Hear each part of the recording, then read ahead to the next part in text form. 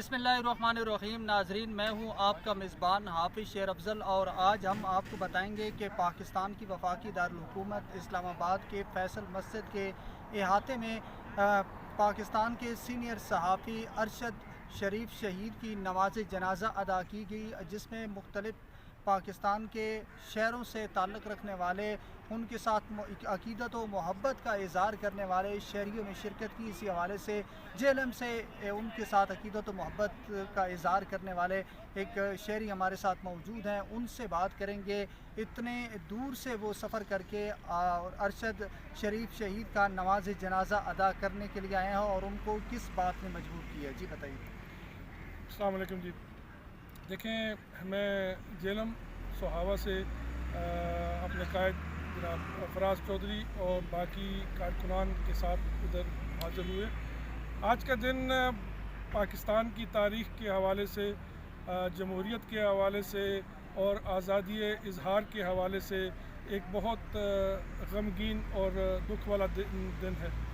اور ارشد شریف ایک نہایت ہی پروفیشنل انویسٹیگیٹو جرنلسٹ تھے، جو کہ بہت معزز اور اپنے پیشے کے لحاظ سے، اپنے کردار کے لحاظ سے ایک صاف کردار والے اور بہت ڈیووٹڈ اور موٹیویٹڈ قسم کے صحافی تھے، اور ان کا تعلق جس خاندان سے تھا اس کے ایک ملک کے ساتھ محبت اور قربانیوں کی ایک لازوال داستان ہے اس گھرانے کی، جس میں اب ارشد شریف کا لہو بھی اپنی مٹی کے لیے، آزادی اظہار کے لیے، جمہوری روایات کے لیے اور اپنی عوام کی امنگوں کا اظہار کرنے کی جستجو میں وہ آج اس مٹی میں وہ سپرد خاک ہو رہے ہیں۔ آج ہم ان کا جنازہ اٹینڈ کرنے کے لیے وہاں سے آئے، اسی بات کے لیے اور اسی چیز کا اعادہ کرنے کے لیے کہ ارشد شریف شہید کی جو قربانی ہے وہ رائے گاہ نہیں جائے گی۔ انہوں نے ہمارے لیے، اس ملک کے لیے، اس ملک کے عوام کے لیے اور ہمارے آنے والے بچوں کا جو مستقبل ہے اس کے لیے قربانی دی ہے، اسی طریقے سے سر یہ قربانی۔ بتائیے گا کہ ارشد شریف کے ساتھ جو واقعہ رونما ہوا ان کے قتل کا، تو آپ کیا کہتے ہیں کہ کوئی حادثہ تھا یا کسی کی طرف سے ان کو قتل کر دیا گیا؟ دیکھیں اس کا سر دست، اس کے اوپر کوئی بلیک اینڈ وائٹ میں کوئی بات کہنا تو ممکن نہیں ہے جب تک تحقیقات مکمل نہیں ہو جاتی، لیکن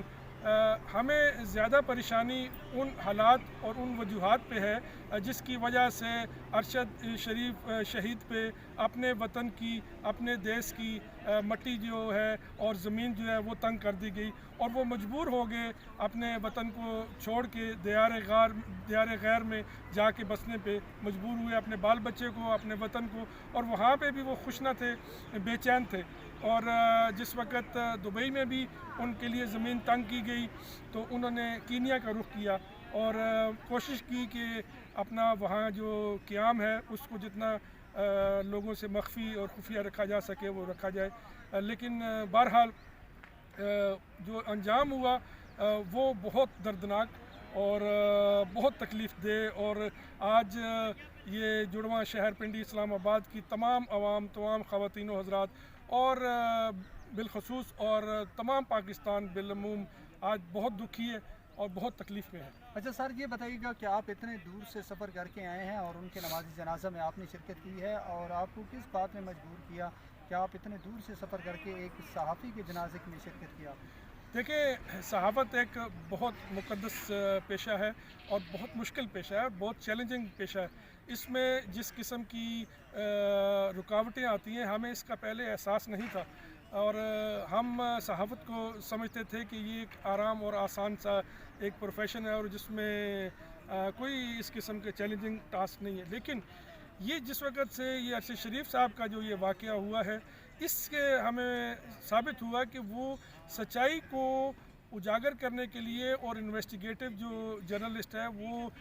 سچ کو سامنے لانے کے لیے جن تکالیف اور جن مشکلات اور جن خطرات سے گزرتا ہے اس کا احساس ہمیں پہلی دفعہ ہوا کہ یہ کتنا مشکل پروفیشن ہے. اس کو خراج تحسین پیش کرنے کے لیے ہم آئے, کیونکہ وہ دیکھیں اپنی ذات کے لیے نہیں, وہ پاکستان کے لیے, پاکستان کی عوام کے لیے اور پاکستان کے مستقبل کے لیے سچائی کو سامنے لا رہا تھا. اس کی ذاتی جنگ تو کوئی نہیں تھی, اس لیے اس کو خراج تحسین پیش کرنے کے لیے ہم ادھر حاضر ہوئے.